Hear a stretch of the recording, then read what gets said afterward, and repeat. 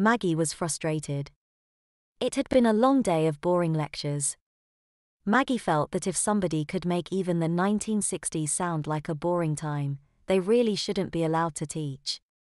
Especially at the beginning of the semester. They'd pose a suicide risk for the students. She had told her boyfriend Christopher that over lunch. Well, he wasn't really her boyfriend, they were more like friends with benefits. He had made all the right, sympathetic noises, but she knew he'd been ogling one of the new psychology professors.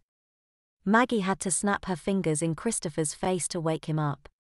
She had said that she didn't really blame him for looking. After all, it was impressive how she looked like she was in her early 30s while she had to be at least a decade older, but that hadn't been true.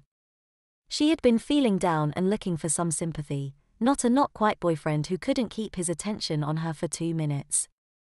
In hindsight, she regretted not just getting up and leaving right there and then. Instead, she had played the part of the loyal friend and stuck around until Christopher had to leave for class.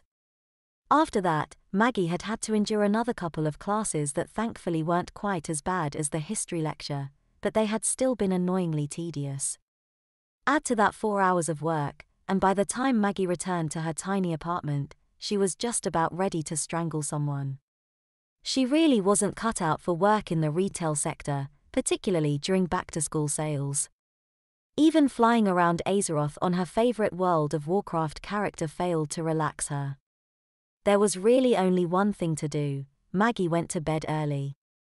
For Maggie, getting ready for bed when she was feeling like this was a little more elaborate than normally.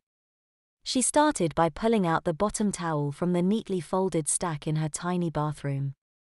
It was the biggest and softest of them all, and she always made sure to put it at the bottom of the stack so she wouldn't grab it by mistake.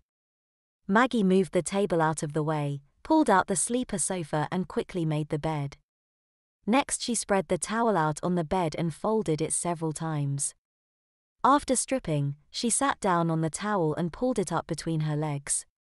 She slipped her feet into a pair of oversized granny panties and pulled them up so they held the towel in place. Maggie didn't need the diaper, but for some reason she liked the feeling of being padded. She always had. The thicker the better. If she couldn't bring her legs together, that was perfect. She had lost count of how often she had woken up with most of her duvet stuffed between her legs when she was younger. As she grew older, she had begun to do it intentionally before she fell asleep. At first just using a blanket or her duvet, but eventually she switched to towels. Maggie had never shared this with anyone, but whenever she was stressed or upset, the temptation was always there. And more often than not, she acted on it. Maggie could almost feel the tension leave her body as she lay on her bed, the evening sun peeking in around the edges of her curtains and the warm summer air making a slight sheen of sweat appear on her skin.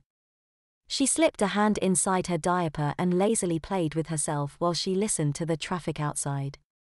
Eventually, she drifted off to sleep. Maggie awoke with a start and found she couldn't move. She was completely paralyzed as a cool draft raised goosebumps on her clammy skin. Some oddly calm corner of her mind worried how it would look if somebody saw her like this, wearing a big diaper and with one hand inside it. If Chris saw me like this, I'd never hear the end of it.